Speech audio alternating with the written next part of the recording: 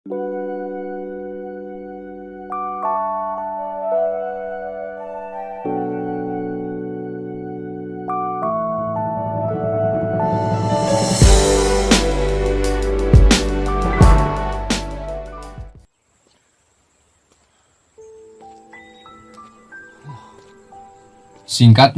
Fang Han mendatangi asrama umum.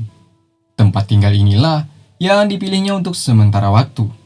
Sebab, sebelumnya Fang Han telah dianggap bukan lagi bagian dari keluarga Fang. Di tempat ini terdapat beberapa benda unik. Ada pedang, juga buku pelajaran tentang teknik bela diri. Nah, sementara baju ini adalah baju yang didapatnya setelah berhasil lulus ujian murid luar. Sedikit info tentang buku yang dibaca oleh Fang Han ini. Buku yang berisikan ilmu tentang teknik-teknik tersembunyi. Selain itu berisikan tentang beberapa pengetahuan tentang iblis. Salah satunya seperti boneka mistis yang telah dimurnikan oleh para iblis. Konon katanya, meski tingkatan awal, hal itu sudah setara dengan tingkatan fisik 10 manusia. Nah, jadi udah kebayangkan kekuatan para iblis jahat? Oke, gencot. 一个下人而已，何必与他争得面红耳赤？ 看来这九窍金丹。 Singkatnya, baru saja ingin berkultivasi, terdengar suara manja nona kecil alias penguasa Hongye menyebut-nyebut nama Fang Han.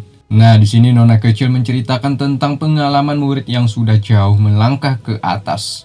Ya, salah satunya jika kita memiliki talenta, maka berkesempatan akan diajari oleh senior. Senior mereka ialah murid dalam dan utama.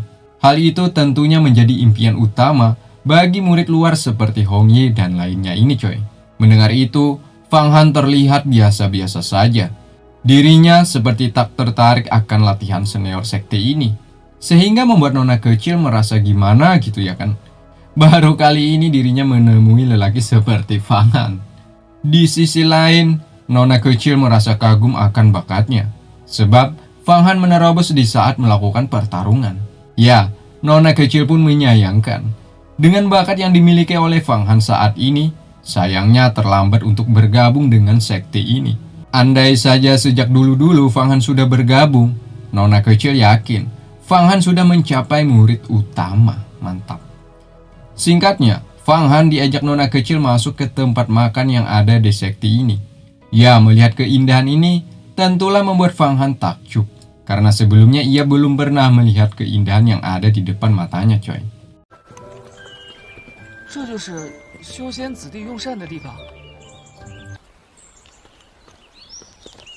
Nah, saat sudah sampai di dalam, Fang Han baru saja ngeh akan kata nona kecil sebelumnya.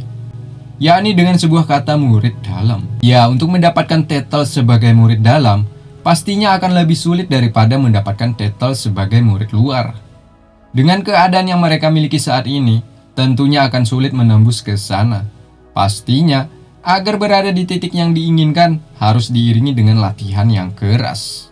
Banyak keunggulan jika menjadi murid dalam coy. Salah satunya mendapatkan latihan khusus, yakni teknik yang bernama Yuan Chen. Teknik tersebut, langkah awal bagi seorang murid untuk mencapai ke tingkat ranah ajaib. Artinya perjalanan Fang Han sungguhlah sangat jauh lagi coy. Ya, nona kecil ini pun berangan-angan suatu hari nanti akan sampai ke tingkat tertinggi. Ya, minimal berada di murid utama lah. Hal itu sudah cukup membuat keluarga bangga. Nah, disinilah mereka tak sengaja saling menceritakan tentang sisi lain mereka. Salah satunya tentang keluarga mereka coy. Fang Han sudah lama menjadi yatim piatu. Sementara nona kecil, sejak kecil ia juga telah lama ditinggal ayahnya pergi bersama selir. Anjay. Sehingga kesedihan itu hadir lagi menyelimuti hati nona kecil. Sebab sejak itu nona ini hanya tinggal seorang diri, tak ada yang menemaninya. Fang Han yang merasakan hal sama seperti nona kecil, ia pun berjanji, mulai saat ini Fang Han akan selalu ada untuknya. Kata-kata itu sudah cukup menimbulkan benih-benih cinta yang ada pada penguasa Hongye, alias nona kecil. 热吗？谁要和你一直在一起？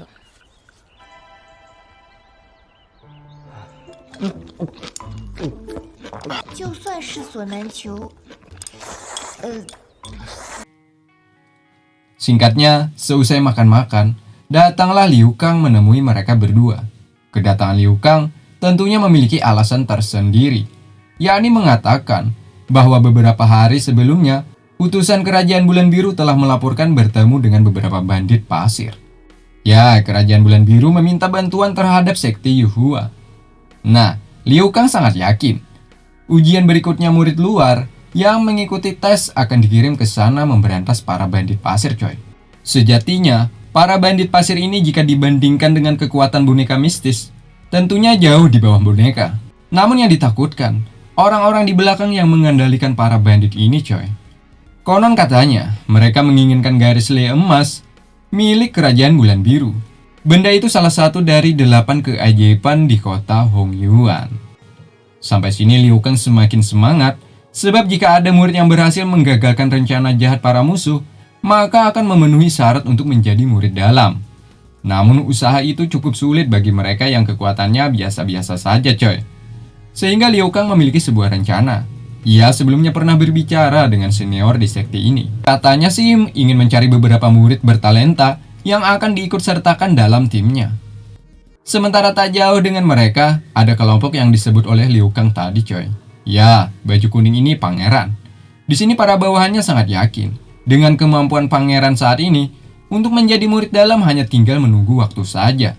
Bahkan mereka juga menganggap remeh murid lainnya yang masih berada di pintu luar alias murid luar. Hanya seperti katak dalam sumur. Seperti yang saya jelaskan di awal-awal tadi, coy, bahwasanya murid luar sekte Yuhua jumlahnya ada ribuan. Tak lama kemudian Liu Kang, Hong Yi, dan Fang Han sudah sampai. Di sini Liu Kang mengatakan bahwa dia telah mendapatkan 2 anggota lagi yang ingin bergabung dengan kelompok pangeran. Dengan belagunya, pangeran ini menanyakan, siapa pria ini? Sepertinya dia tidak terkenal. Nah, terbesit kabar dari omongan para bawahannya bahwa pria itu adalah budak dari keluarga Fang. Lantas saja membuat pangeran langsung menolak kehadiran Fang Han. 他不过是龙渊方家的一个家奴而已，都是外门考核中实力不俗的弟子。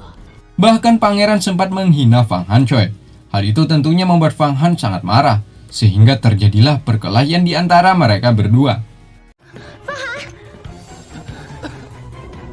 风雷斩！糟了，既然躲不开，那就硬拼。那是金镐子，反而对方兄不利。 Terlihat kekuatan pangeran sedikit lebih unggul dibandingkan Fang Han. Alhasil, Fang Han mampu pangeran kalahkan dengan mudah. Ya, di sini pangeran mengatakan bahwa Fang Han tidak layak menjadi murid di sekte Yuhua. Ya, pada dasarnya Fang Han hanya berada di ranah tingkat 7 awal, sementara pangeran di ranah tingkat 7 akhir. Hal itu rupanya membuat Fang Han merasa dihantui. Ia pun berencana akan membayar atas ucapan pangeran yang sempat menghinanya. Fang Han pun meminta agar Hong Yi alias nona kecil untuk membantunya berlatih. Hal itu agar pengalaman bertarungnya semakin tinggi. Sebab dari gerakannya tadi, Fang Han kalah kualitas dari pangeran. Semisal gerakan, kecepatan, kemampuan, dan terakhir yang paling utama, yakni pengalaman. Singkatnya, Fang Han pun berlatih dengan nona kecil. Latihan ini semata-mata bukan latihan biasa, coy. Nona kecil tak segan menebaskan pedangnya ke tubuh Fang Han. Jika tidak menghindar, maka seperti inilah akibatnya.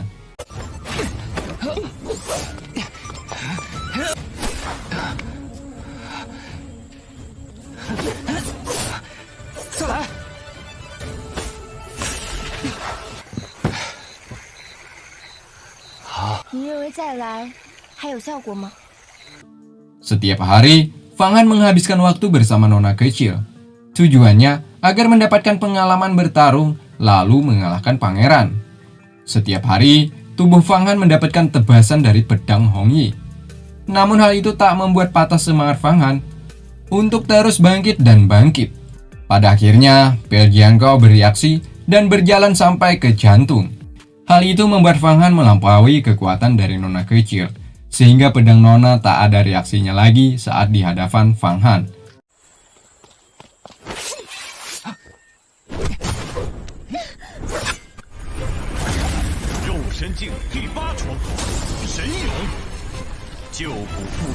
Nah, mulai saat ini, Bukan Nona lagi yang menjaga Fang Han, melainkan Fang Han-lah yang akan menjaga keselamatan Nona Hongyi. Malam harinya, tiada hari tanpa berlatih. Sembari berkultivasi, Fang Han mengatakan, "Pangeran, tunggu besok. Aku akan membalasnya." 9桥金丹已经全部被我炼化，